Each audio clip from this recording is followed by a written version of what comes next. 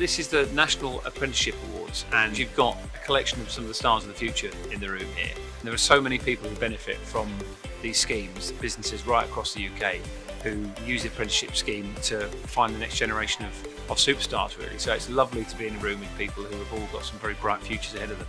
I'm here to celebrate the amazing work that apprentices have done over the last year, but also the work of apprentice employers and everyone who's championed and supported them. Apprenticeships are a way of learning the job on the job.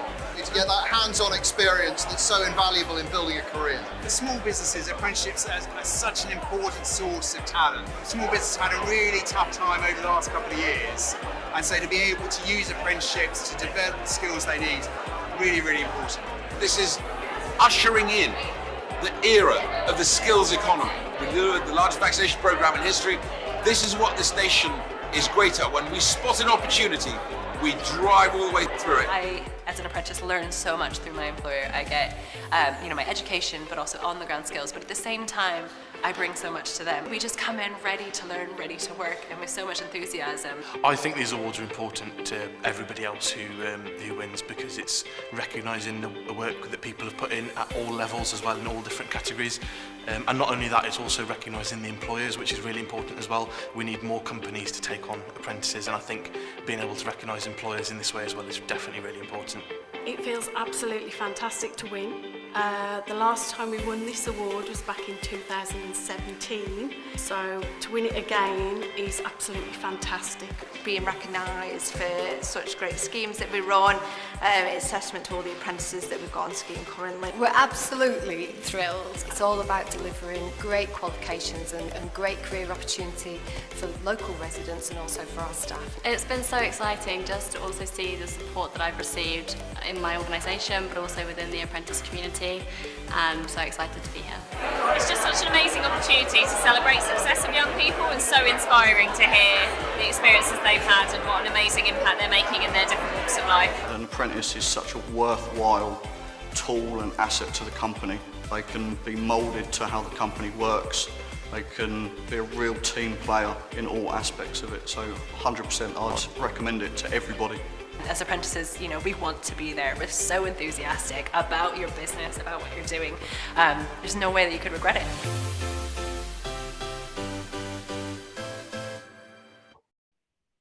So good evening, everyone. I'm Matt, and I'd like to welcome you to Lloyds Careers Live. So tonight I'm joined by my colleague Holly. We both work for Lloyds Banking Group, and we're in December, so it's the season of festivities, gifts and family get-togethers, and it's a time that many of us are looking forward to break and to spend time with our family. But for some of you approaching your end of time at school, the winter break is also one where you may be revising for mock exams and contemplating where to go next when school and college comes to an end. So normally in our Lloyds Careers Live broadcast, we focus on a particular career space and explore it in detail, but this time we're going to approach it a little bit differently. So because it's the end of the year, we're going to do things slightly differently, and we're going to be exploring destinations when your time at school or college comes to an end.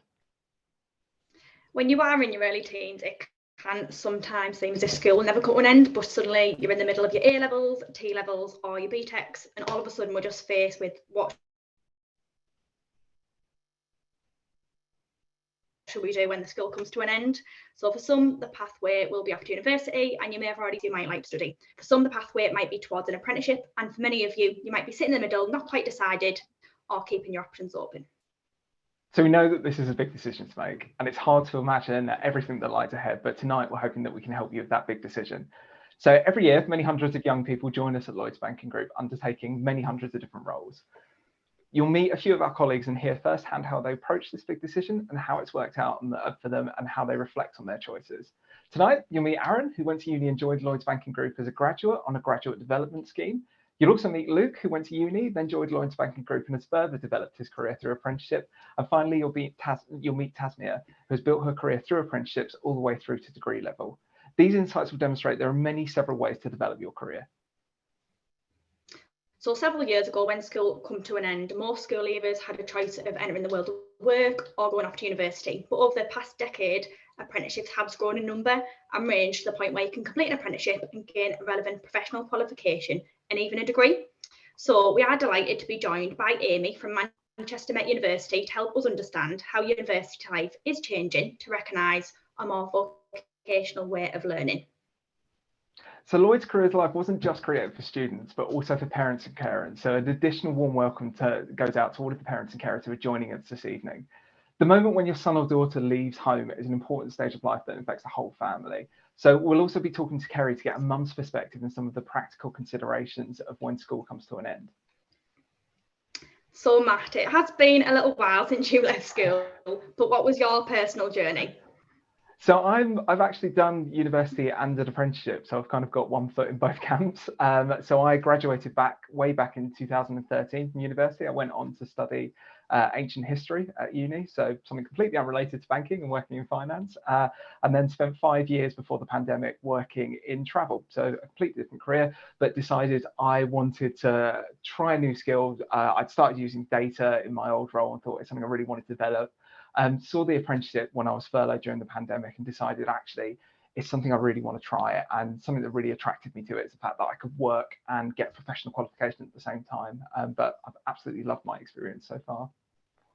That's great. Just one question before we leave you, Matt. In terms of apprenticeships, was that an option for you at the time?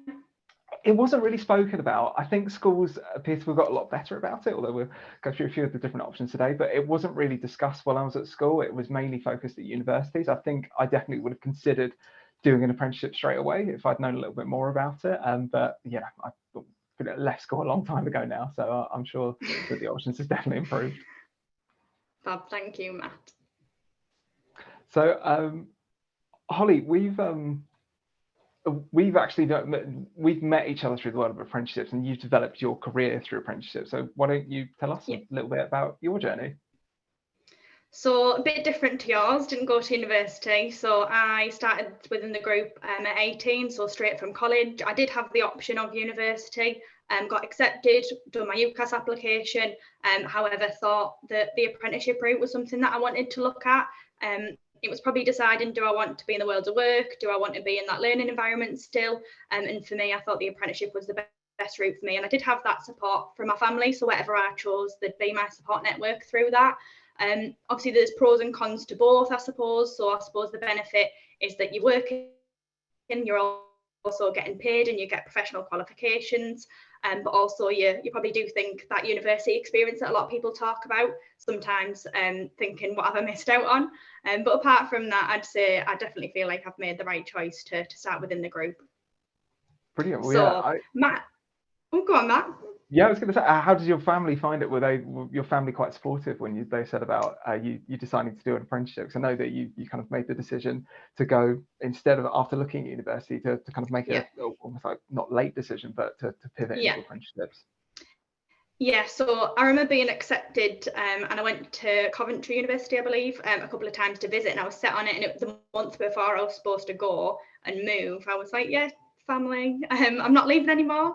I'm actually going to Lloyds Banking Group to start an apprenticeship, and I think they were totally supportive, but ultimately there's obviously all my friends were going to university, but I think their understanding of what my journey could look like, it doesn't have to be looking like everyone else's. So I think they just appreciated that I was doing what I wanted to do and something I enjoyed. Nice. So Matt and I are keen this evening to help you with the big decisions that lie ahead. Parents and carers, we appreciate the important role that you play, and we just want to be sure that we answer all your questions. So any questions that you do have, just pop them in the chat. Yeah, so as we introduce each other, I guess you can pop the questions in the chat and we'll do our best to answer them. So our colleague Ian is actually looking after the chat panel this evening, so try your best to keep him busy. So we do also have closed caption running this evening on Zoom. So if you need that feature, be sure to activate it now. So Matt, I think it's time to put Zoom through its paces and test everyone's ability to use the chat and reactions tab. So let's find out where you're all joining us from. So just type in the chat and let us know where you're from. We'll see who's the closest and who's the furthest away.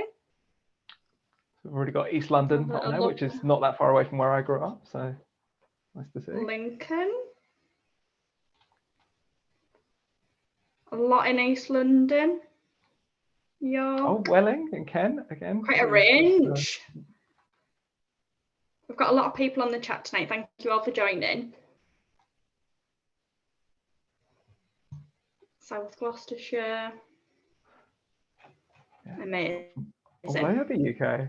So there's also reactions and additions to the chat function, so that enables you to share your support and appreciation to others on the call this evening. So if you hear anything that you particularly like, you can also react to it. So Holly, I feel that we need to know a little bit more about everyone who's joining this evening. So let's kick off the first of a few simple polls. So in our first poll, we're asking you what your current preferred destination is after you leave school. So you're looking to go on to university, get a degree apprenticeship, try another apprenticeship, go straight into work, or to start a business. Got a few. Yeah, that's what we're doing with responses. So yeah, quite a lot of people who are actually looking at degree apprenticeships already, which is great to hear. A few people looking to go on to universities as well. And one person actually looking at starting a business as well, which is brilliant. Amazing. Got quite a few. Yeah, so quite a few on degree apprenticeships, haven't we? Amazing. So, and on a scale of 1 to 5, how confident are you in that choice? So, for example, select 5 if you're dead set, nothing's going to change, or select 1 if you're open-minded, stuck which way to go. So, how well informed do you feel about the choices available to you? So again, 1, stuck on which way to go, quite open-minded, and 5, quite set on what you want to do. Oh, it's actually looking quite even on the poll so far. Yeah, in the middle. Quite a range. Quite a lot of 4s. So quite a lot of open-minded people. Yeah, really good to see that you guys are, yeah, hopefully we'll be able to give you some bit more information on some of the options out there.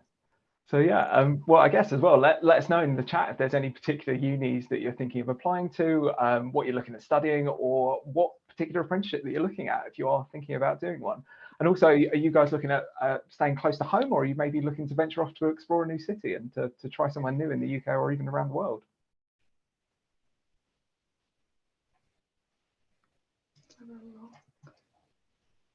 Also, we've already got a business management degree apprentice, which or marketing, which is cool. My partner actually has done marketing and absolutely loved it, so can recommend that as a career path. People looking to move away or stay close to home. Got another business management. Fab. Thank you, everyone. So it's now time to introduce to you our first guest this evening. So Amy joins us from Manchester Met University, so thank you, Amy, which is one of the providers of our degree apprenticeship programme. So MMU, as they're also known, holds the most amazing graduate ceremonies in the iconic Bridgewater Hall. So if you do have any questions to Amy, again, please feel free to pop these in the chat. This is about giving you the insight that you do really want. So hi, Amy. Hi, thanks for having me tonight. Lovely to meet everyone. Pleasure. So can you tell us a little bit about Manchester Met and also your role, Amy? Absolutely. So at Manchester Met, obviously we're a university for undergraduate degrees based here in Manchester, and we are one of the leading providers now for degree apprenticeships. So my role is an apprenticeship business development manager. So I work with employers such as Lloyds, other companies, to get people onto an apprenticeship, work with our academics to make sure you have a phenomenal experience whilst you're here, and then, as you said, get you right through to graduation at the Bridgewater Hall. Thank you. So I know of the apprenticeships are growing in number at the moment, and obviously a lot of people are shifting to go through and do an apprenticeship. How is that you for our university? So how do you see that demand shift? So it's been a huge shift over the last couple of years, and we've seen such a rise in popularity with people wanting to do them, with employers approaching us, and just finding skills gaps. So it's so big now that it's formed quite a big point of our strategy and our vision where the university wants to go to, as I know it is across several universities. We really started looking at delivering new programmes because there is a need there for them. So it's a really exciting time. Okay.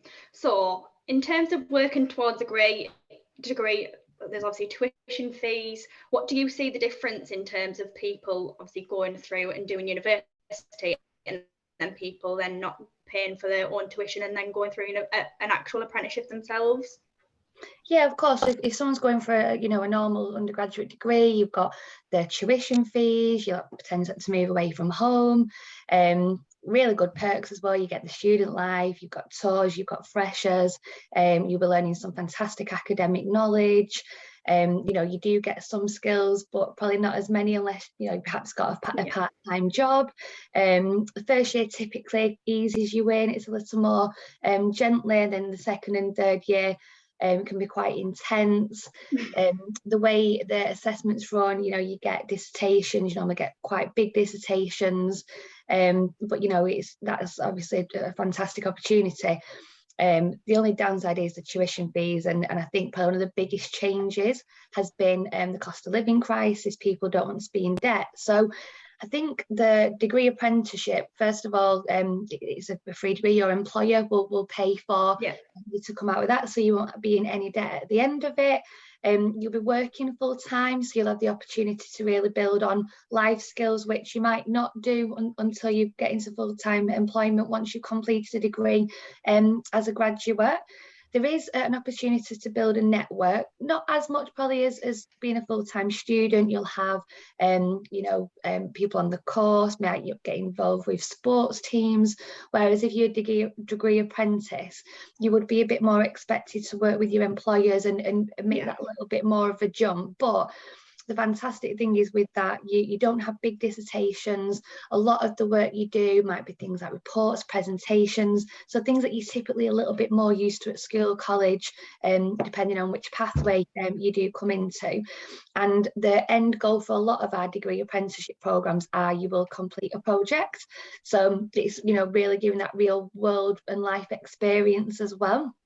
One of the big differences as well is how you apply for it. I know a couple of people have asked the question. So if you want to do an undergraduate programme, you'd go through UCAS, through the point system, whereas if you wanted to do a degree apprenticeship, you would actually apply for a job through an employer. It's a completely separate application process.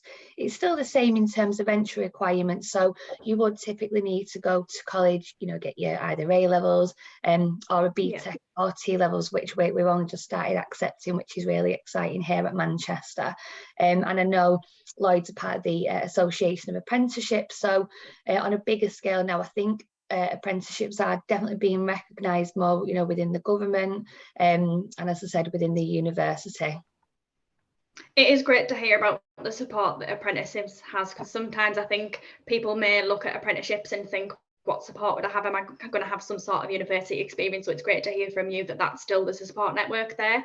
And I think as well from my experience, obviously I've not started as a degree apprentice, but that could be something that's in your sights. Even if you started an actual apprenticeship, it doesn't mean that that's the be all and end all. You could obviously look at degree apprenticeships later on in your career as well. So thank you. Just before we let you go, Amy, cheeky question, but what was your experience in terms of university? Did you go yourself, or what was your learning journey? So I did an unofficial apprenticeship. I went up and did level 2, level 3 in business management, went straight into it. I didn't want to go to university, and then it was when they was just starting to launch them. So I did a degree in my 20s. So I'd got the mix a little bit like what a degree apprenticeship is now. And I love the fact that I was earning money, I was being independent, and I was getting the academic resources as well. Fab, thank you. In terms of the university itself, I know you might have touched on this already, but just more specific, how has the university adapted to the amount of apprenticeships that are coming through now, with it kind of being so large? Yeah, so I think that one of the biggest things is we have a complete apprenticeship unit. There's about 90 members of staff who are there to guide, support. One thing I didn't mention was what's called a skills coach, which if you are a degree apprentice, you would have a person who's there to, they're almost a kingpin between your employer and the university to help you with things like your assignments, preparing for the very end endpoint assessment. So we've got a really strong team, and I think as well a lot of the academics understand that people will be working full time and the pressures potentially, so they support in a different way than non-apprentice teaching is done. So we've had to completely grow our provision. I think we started with 4 members of staff in 2015, and as I said, there's over 90 now, so you really can see how that is progressing. In terms of the skills coaches that you mentioned, is there any set, obviously just talking about the support that apprenticeships and apprentices have, how often do do they meet with the actual apprentice themselves? Yep, so they meet them 4 times a year.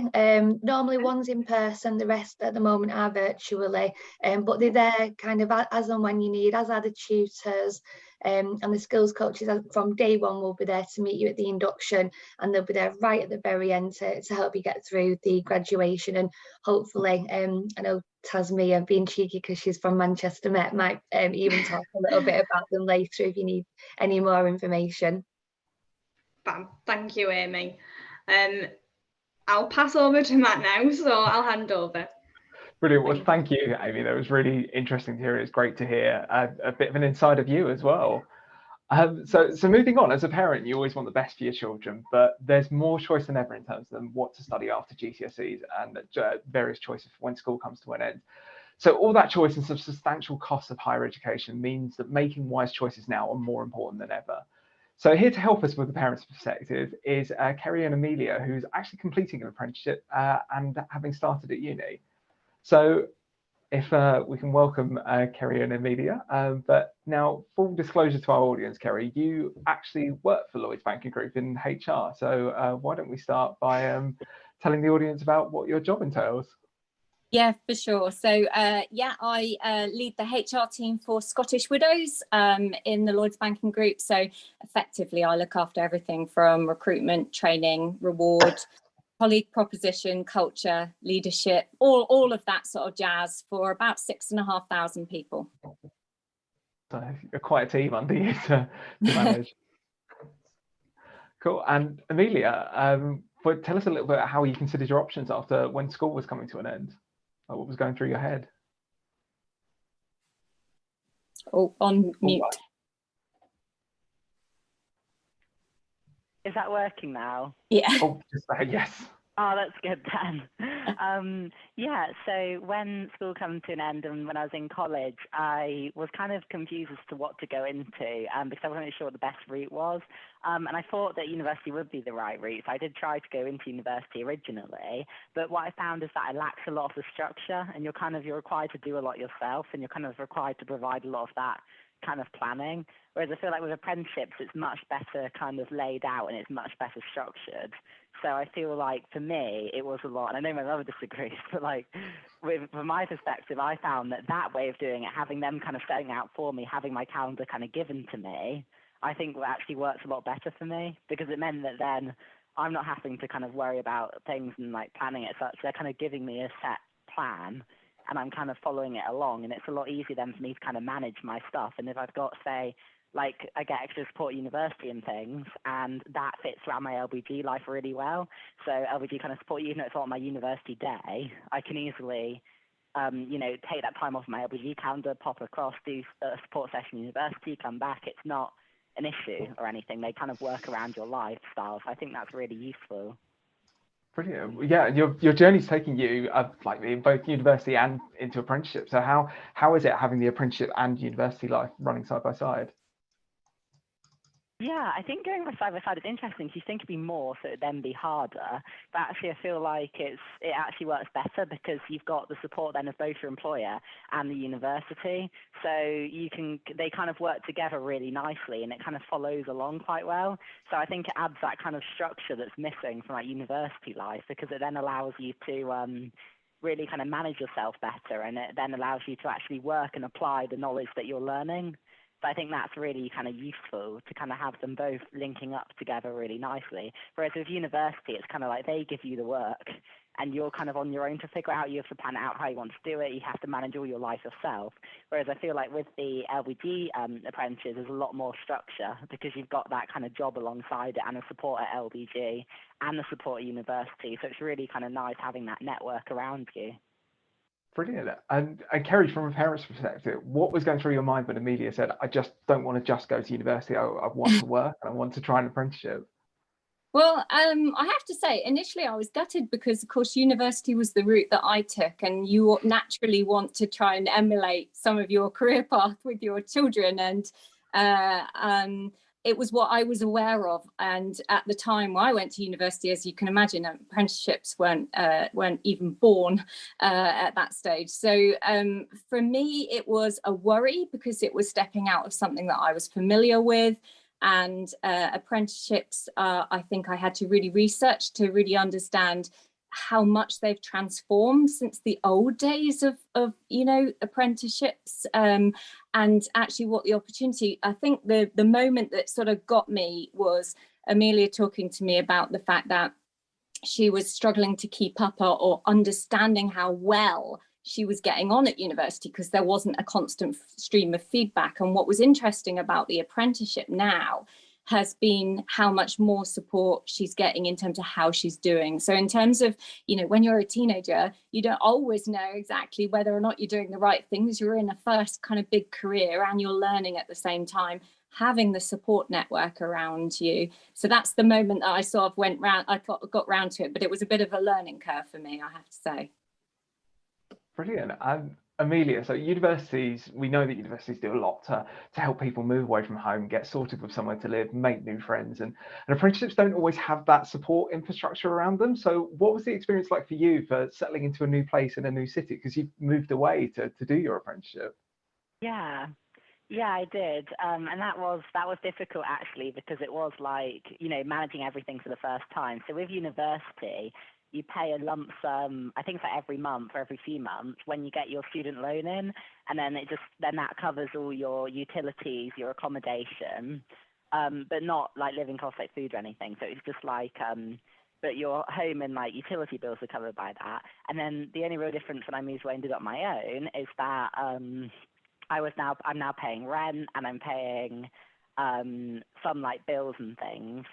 It's less in Scotland than in England actually. So I actually went into it thinking it would be costing me more than it was. So I was actually like pleased from that sense, just because the cost of living is less in Scotland. But it's not, I don't think it's actually too hard to manage, because you're paid as well alongside it, and it's more than what you would get from a student loan anyway. So I think it does cover it, it is enough. And as long as you manage your finances well and you kind of keep on top of it, it's not, I remember having stress, and I remember telling my mother about that, at the start, because there is that kind of, I guess, initial cash flow issue where you're like moving in, you've got to buy like furniture, you've got to buy all these initial things, and you're panicking because it's like you don't have that coming in. So that was my initial panic, because it is kind of like eating into savings. I had to kind of almost like loan myself money for my savings, try to like get through it. And I did. I didn't have to borrow money from anyone else. I could get through it myself. And now I've recovered, I've put that money back into my savings, by saving from my earnings. So there is an initial shock up front, because you have to move and you have to pay all those upfront costs that you don't have with university. And that can be a bit stressful, but as long as you manage it properly, I think it's quite doable. You just have to, manage it, keep on top of it, but you get paid regularly by LBD anyway, so that comes in and then that covers the costs. So it's not too difficult to manage, I don't think, actually. Great. Kerry, how did the journey feel from a parent's perspective, from the other side of the fence for it? Yeah, it's really strange, isn't it? Because all the way through school, you're such a key part of everything and all the decisions that are being taken, then suddenly actually they're off. And particularly for Amelia at the age of 19, moving, 3 hours away from us, living on our own, suddenly having all of the stresses and strains of running a household. Like, although I'm not sure cooking has come on the agenda, I think Just Eat kind of had their shares go through the roof with Amelia's kind of living. But there is definitely loads to think about, and you have to sort of release the control. But I also think there's loads that we can do to support. So and obviously looking for houses, I was a right move specialist during that period, sending loads of different properties to Amelia to check out all the time. So there's help on the housing front. There's also kind of help with regards to kind of just what she might be expecting at the next stage of processes and things, because there's quite a long gaps between, the start of an assessment centre and then you actually starting work. So it's about sort of formatting that. But, the reality is being there just as a bit of an ear was probably all my job was, and has been since, to be fair. Brilliant. Well, I think we're just slightly running out of time. So just finally, Amelia, how's life working out for you now as an apprentice? Yeah, I think it's working really well, actually. I think, I mean, I've had lots of dramas lately in my own life in terms of I've had illnesses and, you know, problems like not relating to work, and that's been tricky. But LBG have actually been really supportive of that, and that's really good because I have had, you know, previous employees that have been problem with sick leave, things like that, and they have, you know, been, I guess, like, finicky about it. But with LBG, I found whenever I've needed that extra support, whenever I've reached out, you know, to managers and things, I've said, you know, I'm really struggling today. Is it possible to take time off or do this later? They've been really flexible, and they've allowed, you can work from home when you need to, you can work later on, you can do, you know, they work it around you. So if you do have issues or things coming up in your own life that are causing you drama, and with moving, I think that is inevitable. I guess you're going to have like some dramas and things, trying to like move to a whole other country and doing all of that. It is really nice that they're so supportive, because that was a really good relief I found, was that it was like whenever I needed them, I could always just kind of explain to the sort of situation. And like my apprenticeship, like team lead is really lovely, and I meet with her regularly, and she's even given me like her own personal phone number. She says, look, if you're ever struggling, if you ever just want to call me, just let me know. She's like so nice. And it's having those kind of people that you can always go to. It's really supportive, and you just don't get that in university. Like when I went off to university, I found that I didn't really know who to talk to. So reaching out for things like disability support was really difficult, because a lot of the time it felt like ignored and not, and it's hard to fight for yourself sometimes, and sometimes you need someone else to do it. And I know my apprenticeship leader at LBG always jokes about how the fact that she's constantly sending angry emails to our university for us, constantly fighting for us, you know, making sure that we're getting the support we need, we're getting the care we need. And that's just a really nice thing that you get from LBG that I don't think you get without that apprenticeship route. So that's what I really like. So I think that, yeah, it's hard, but you get all that extra support to help you through it. And I think it's a lot easier for me, I found, compared to the university route, where you just feel a little bit isolated, like nothing's really, you can't see anything. You're just kind of like, it's just you versus university, whereas now it feels like you've got a team behind you that's supporting you. It's really nice. Brilliant. Well, thank you so much to Kerry and Amelia. Thank you for your time. And a reminder to anyone tonight who's joining the live stream, you can ask questions in the chat, and all of our guests will be on the chat. So we'll do our best to answer all of the questions. So do keep them coming in. Thanks, Kerry and Amelia. So when you're still at school, it sometimes feels like you're being asked to make a straight choice between deciding on university or doing an apprenticeship. So here's a short film of our colleague Iona showing how it's possible to have both. My name is Iona Wright. I am a graduate apprentice at Lloyds Banking Group, studying software development at GCU. What attracted me to the software development programme at GCU was probably the course altogether. I looked at the modules and I decided that it was giving me what I needed in my job.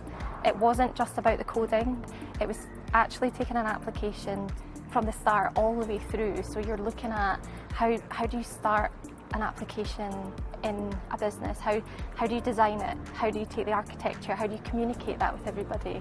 So that's what attracted me to the course.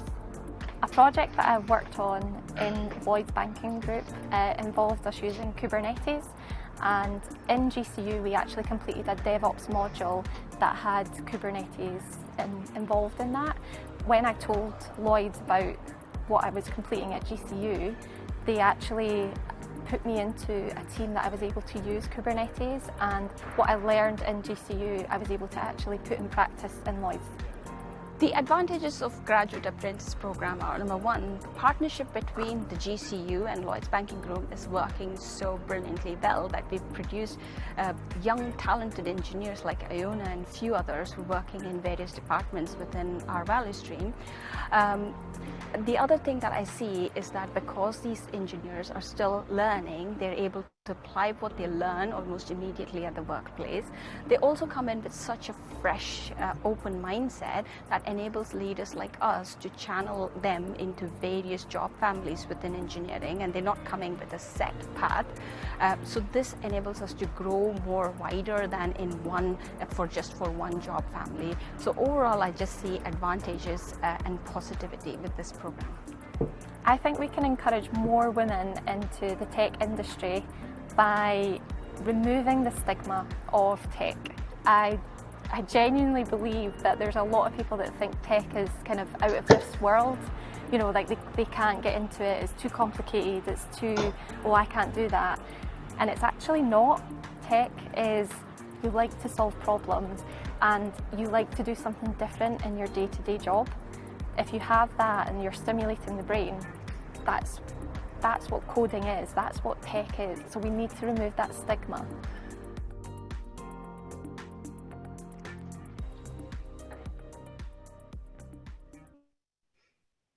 Brilliant. So welcome back. So when it comes to forging your career, there's more than one way. And I know from my own personal experience that you don't ever really stop learning and there's always something new to discover. So we spent a little bit of time this evening exploring apprenticeships, but as you would expect, Lloyds Banking Group has a well-established graduate program, and here to tell us about his experience on that program is our colleague, Aaron. So Aaron, evening, yeah. Tell us a little bit more about your choices when you're at school and what made university the right choice for you. Yeah, sure. So I did school into A levels. My A levels were maths, further maths, chemistry, and English literature. And at that point, I didn't really know what I wanted to do. And I think, as has kind of already been said on the call, the apprenticeship route wasn't really one that was well established when I was at school. This makes me sound really old. I'm like 26, so I'm still really young. But even then, I think that apprenticeships and kind of the other alternative routes into businesses have developed quite a lot in the last couple of years. So for me, university was always on the cards. My dad was the only one who'd gone to uni kind of in my family. So I was the first in our family to go. So yeah, I never really considered not doing university. I went to Southampton University and did a law degree. So completely ignored all of my A levels and did something very separately. Whilst I was there, I like to say that I kind of did university part-time, and that I did my degree as a full-time student, but I spent most of my time doing all of the other things that you can do at university. So really engaging with some of the sports clubs, engaging with the students' union, working with local charities. I literally, I had the best time and really milked it. And yeah, it was incredible. Sorry, I'm going off of the question a little bit. I mean, just as a really high level kind of question. So what is the graduate program and how does it work at Lloyds? Sure. So graduate programs as a whole are effectively a fast track, so that you're learning on the job, but you're also being cycled throughout the organization that you're in. So the graduate program that I came onto when I joined Lloyds was called the Enterprise Leadership Scheme, which doesn't really mean much. Basically, it was to help grow and promote managers and leaders in the business from kind of an early age so that they can be embedded and kind of do a load of cool stuff when they roll off. I was effectively given 3 different placements across the entirety of Lloyds, where I could go in, learn what that placement did and learn some of the skills there before getting up and moving somewhere else. So it gave me breadth as well as depth. Alongside my graduate scheme, I also did a master's degree that Lloyds funded, and that came with an apprenticeship as well. So I was at one point a graduate apprentice, like some of the other speakers that we've had on the call.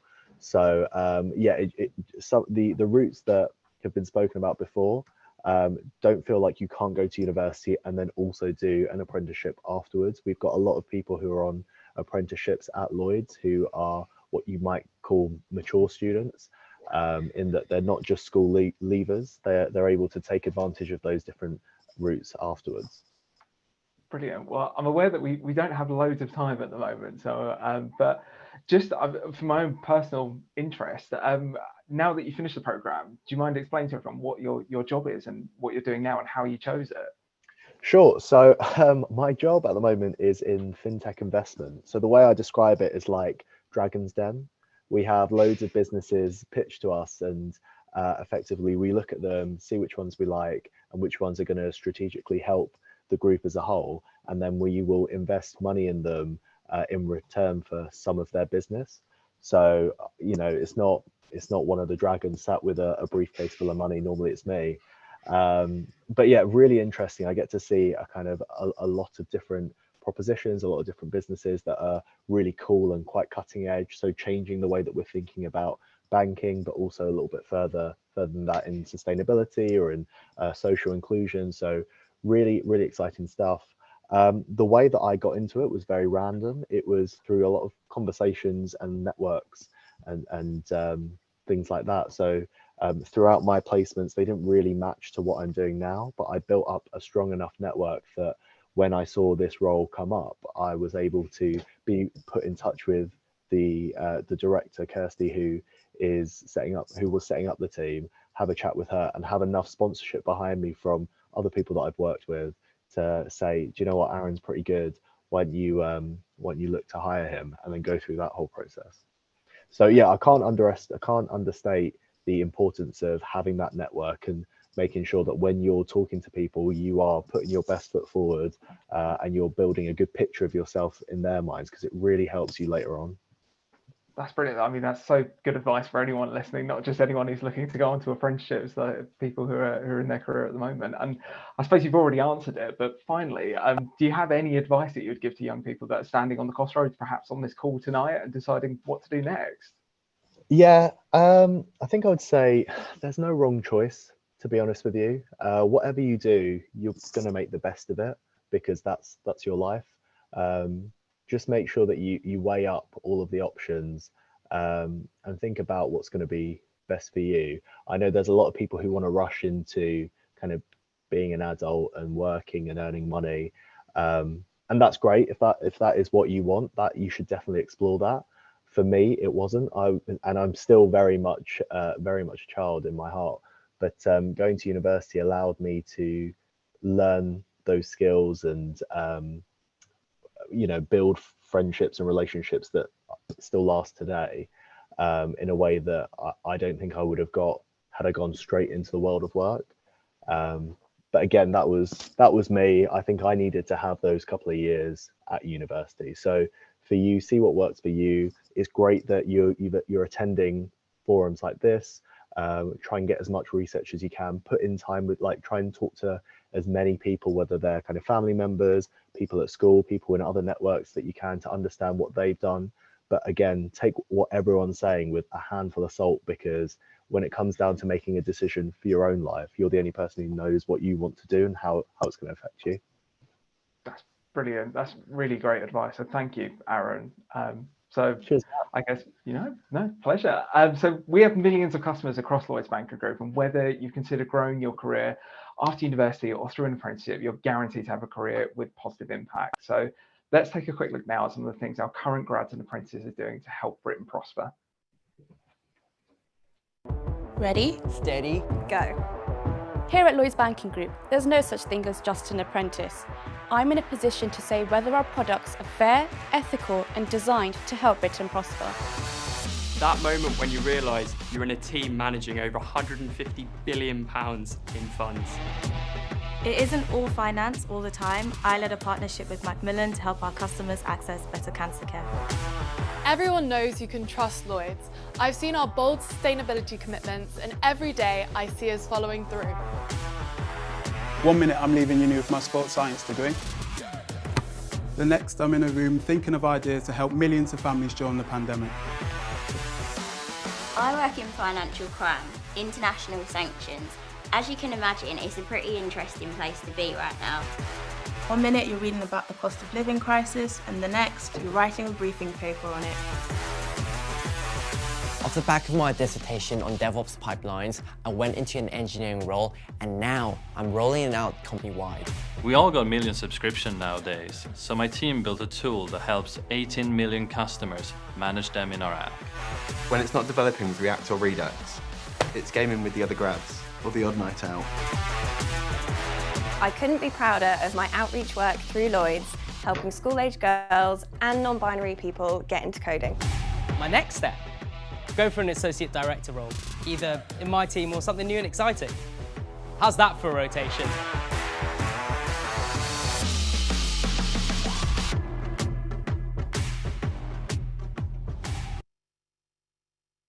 So Aaron has helped us to understand what it's like joining an organisation on a formal graduate scheme. So now let's meet Tasmia and Luke, how they've got on with their apprenticeship. So welcome both.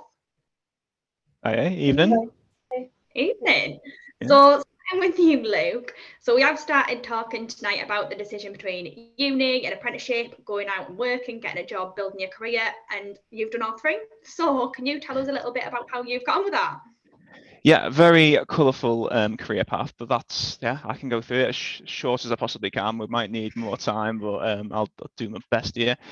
So I'll start with kind of where I began, which I suppose would be university. So, you know, a typical kind of thing where you finish college and go through the UCAS applications, they kind of always tailor you and push you to go down that university route, or at least they did where I went to college. Went to university, did a degree in history at John Moores in Liverpool. Finished that, wasn't too sure what I wanted to do. So what I ended up doing is going to London and did a master's degree in modern history, and did that for a year. Finished that and then started to, you know, go into the job market, look for different jobs. I ended up applying for a job in speaking Liverpool. So shout out to my home city of Liverpool. And that was for Lloyds Banking Group in telephony, where I basically answered calls for customers that had problems with their cards. And I kind of built my way up from there. We fast forward a little bit to 2019, when I ended up beginning or applying even for an apprenticeship down in Bristol. And that was a financial apprenticeship. Pretty much in the space of 2 weeks, packed up my things, moved down to Bristol, began that. And I was in the lovely, beautiful city of Bristol for, I'm going to say, around about 4 or 5 months before COVID hit. And simply put, I went back to Liverpool, which is a great city anyway, so it didn't really matter to me. But yeah, I've been through the three. I've worked my way up from bottom to top in a way, and been to uni, and now I'm on the level 7 apprenticeship, still in finance. So yeah, that's my colourful career path. Sounds jam-packed and you're doing really well, so really well done, Luke. Tasmi, I'll just come over to you. And obviously with yourself, you've been building your career through apprenticeships, so can you just tell us a little bit about your journey? Yeah, mine's definitely not as exciting as Luke's, and it's not all over the place as well. Like I haven't had that opportunity to go to explore England that much. But yeah, so I applied for university as they tell you to apply in college. So I was doing a diploma, and they just said fill out your UCAS applications, that's it, you're going to uni. And I was like, oh, okay, this is exciting. So I did my UCAS application. I started searching online and I was like, there's got to be something else, I can't just be going to uni. And then I found out about apprenticeships, and I started applying for apprenticeships. I got accepted for King's College in London, and then I also had been accepted for the apprenticeship with Lloyds Bank. And I always knew that I wanted to take out like a placement year. So my degree was going to be falling into 4 years anyways. And some people get put off by that. But like, you know, a degree apprenticeship is going to take you 4 years, whereas uni is only going to take you 3 years. But if you want to get that industrial experience, you have to take that 1 year placement out. And they both weighed the same then. So I'm spending 4 years in a degree apprenticeship, same with at uni. And then I had a few talks with the apprenticeship team at LBG, and they were just so supportive. And I just felt like this is where I need to be. And 4 years, nearly 4.5 years after that now, I'm just glad that I took that decision and I went down the apprenticeship route rather than just going to university, the traditional route. I was just going to ask, with you saying that, what's made you think that it's been the best choice for you? Is it the support, or what's been that key moment where you're thinking, actually, like, this has been the best choice for me? Yeah, I think it's everything. It's the whole rounded package that I got. Like, so the support, working with amazing colleagues. I think that's the first and foremost thing that I've been able to, like, networking with people as well, and gaining those relationships. Like I've probably made more like friends out of colleagues than just colleagues. So you know, we like talk on WhatsApp, so that's very informal. And I think that and then obviously being paid as well, and then having the opportunity to complete my degree. And now I've also moved on to my master's now, so that proves that I just don't. Congratulations. Yeah, so it just doesn't stop there. And you know, like I'm still having to I'm having that, you know, enjoyment of going to uni and studying as well. But then I also have that important decisions that I have to come back to work, and sometimes I'm at uni and I'm texting or I'm responding to messages at work. So that's the balance. And I just think if I had just gone to uni, I would kind of be bored. And so that's why it's just kind of spiced things up, like having, you know, knowing that I have to get back to a 9 to 5 job from Tuesday or whatever one day Yeah. that I have at uni. And it's the responsibility. So I like knowing that, you know, I have someone to go back to, and I have to respond back to messages. So yeah. Something to ground you, but also the best of both worlds. So Definitely. with yourself, Lou, I know you've obviously done both. So you've done university, you've done an apprenticeship. What's been the main differences for you with both of those experiences? Yeah, so I'd put it down to 3 points to make it short and sweet in a sense. So you've got a difference in social life. So at university, you tend to meet people your own age in a way. It's not that you don't on the apprenticeship schemes, it's just that you tend to have a more of a wider variety of people at uni that you can meet rather than in the apprenticeship scheme. Second one is kind of like a tailored career path. So a degree is kind of very broad. It's not very tailored. It can be a good or a bad thing, depending on what you want to go for. But if you've got kind of a clear career path in mind, you'd probably want to go down that apprenticeship route. It's certainly helped me. I mean, I'm here today, aren't I? So there you go. And then the final thing, pretty simple for everyone on the call and anyone that'll be watching this, would be funds. So the contrast is pretty stark in a sense. You've got university, you spend the money, and you got apprentices where you kind of gaining money. You're paying for full-time work, and you get your apprenticeship in a sense paid for. Whereas with the degree, you are just, you know, to put it lightly, burning through cash. So yeah, 3 differences there. Anything key where you think I would definitely have missed out on that if I just done an apprenticeship rather than going to university? You might have already covered it. No. Yeah, so I think I would be more developed in my career path if I'd gone down the apprenticeship route. I just really do believe that. I feel like the time I spent at university was great, you know, great experience, really enjoyed it. If I hadn't gone to uni, I wouldn't have gone to London. And I did go to King's College as well, and I did the Masters there. But I would have missed out on that kind of aspect of my life in a way. But I also would have missed out on the student debt. So, you know, you got to weigh up those scales and see what's better for you. Yeah. Well, thank you so much both. So it's been amazing to hear both of your experiences and your insights. So thank you for coming on and sharing that. Yeah, thank you guys. And so time really is flying by tonight. So we move on to our very last guest of the evening. So it's Ian, who's actually been really busy tending the group chat for us. So like I have, and I'm actually here. So, you know, just to say, not this disembodied person. Actually, a real person, just like, you know, because sometimes I know you go on these things and somebody's typing and you're thinking, are they actually really here? Or are they somewhere else? I am real and I'm actually here. Before we get started, though, there's a question that we didn't quite get in the last one, which actually, Matt, you can answer because you understand the apprenticeship one. So Jaisal said, how as an apprentice do you kind of like balance work and like study? And there's a very kind of particular formula, isn't there, around having time off and whatever. Yeah, so we get 20% of our time to study towards it. So I'm studying at the moment towards my CIMA qualification, which is the Chartered Institute of Management Accountancy. But I'm a level 7 apprentice. I'm working towards what is a master's degree eventually in accountancy. So 20% of my time is spent.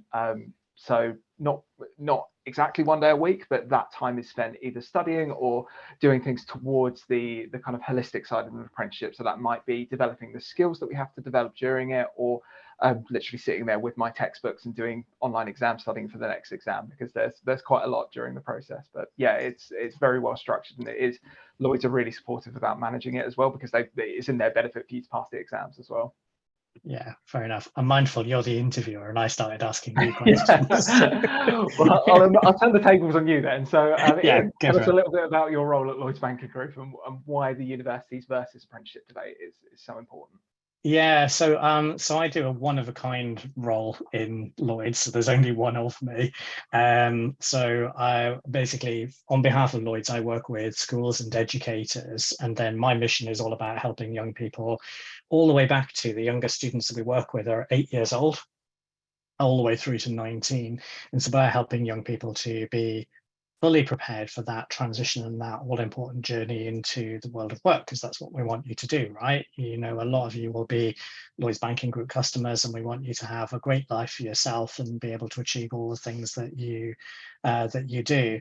So the whole transition and the growth of apprenticeships becomes really important in part of the mix, because certain jobs are changing, and some jobs really now lend themselves particularly to apprenticeships in a way that maybe we may not have had previously. You know, if you want to be, for example, software developer, or you want to go into finance or accounting, you don't necessarily have to go straight to the degree level. You can take an interim qualification, really kind of get your feet under the table, try it out for size before you've really invested 3 to 4 years in it, and then just keep learning, kind of as you guys have shown tonight. You know, do something, then do another qualification, do another qualification.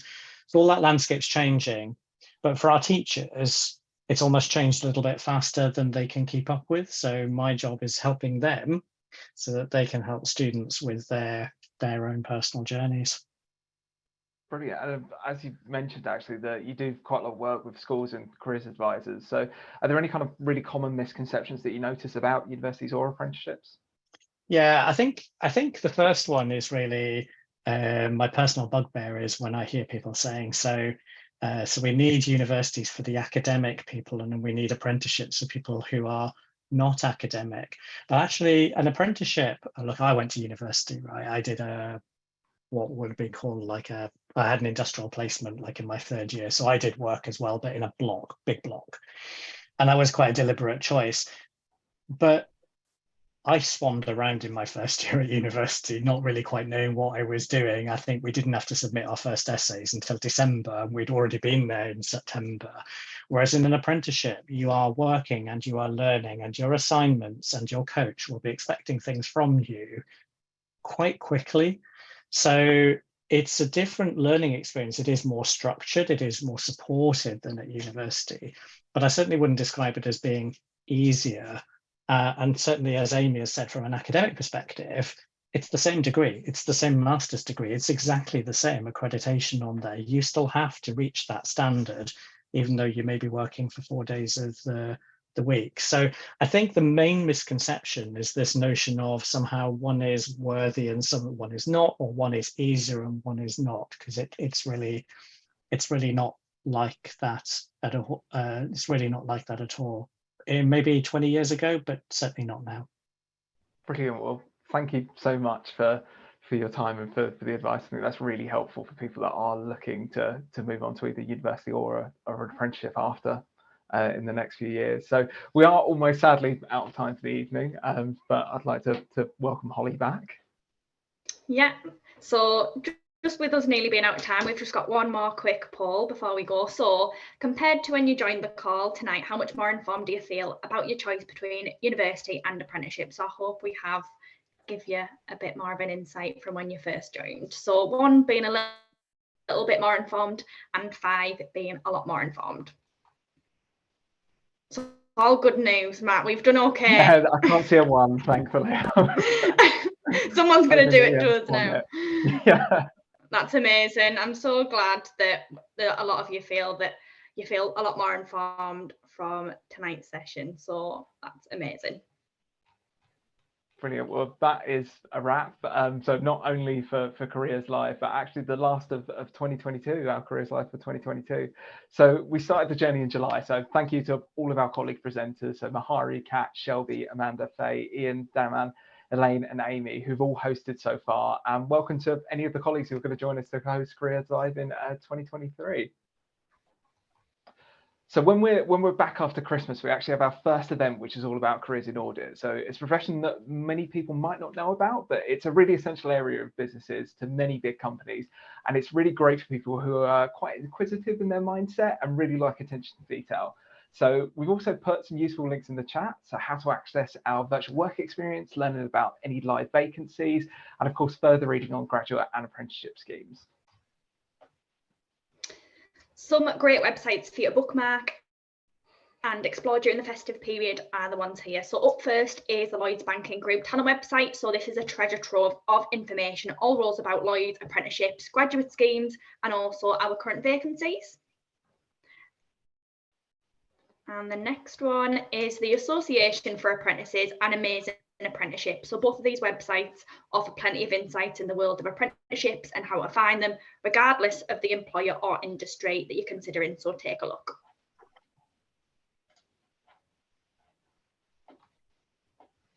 So if you're still undecided between university or an apprenticeship, then January is a really great time to figure it out. So it's often a month when employers start advertising for apprenticeship schemes that are starting in September. So if you're currently in year 13 or S6, then you could apply and potentially receive a job offer to start in September. So imagine going into your exams knowing that all of your future employment is sorted and you can just focus on your revision and getting those all important grades. So we're actually just over the 7:30 mark, which actually means that it's time for all of us to say our goodbyes just for now. So from all of us here at Lloyds Banking Group, we wish you all the very best and every success wherever your career takes you. What does success mean to us? Success is making a difference for our customers and our communities. Success is empowering people from the start. Building their confidence. Giving them tools to start their careers. Success is putting our people first. It's knowing when to listen and making the time to talk. Success is supporting causes we care about. It's getting involved. All hands on deck. Success is making banking better. It's engineering a fairer future. Making progress and leaving no one behind. Whatever shape it takes. Success starts with us.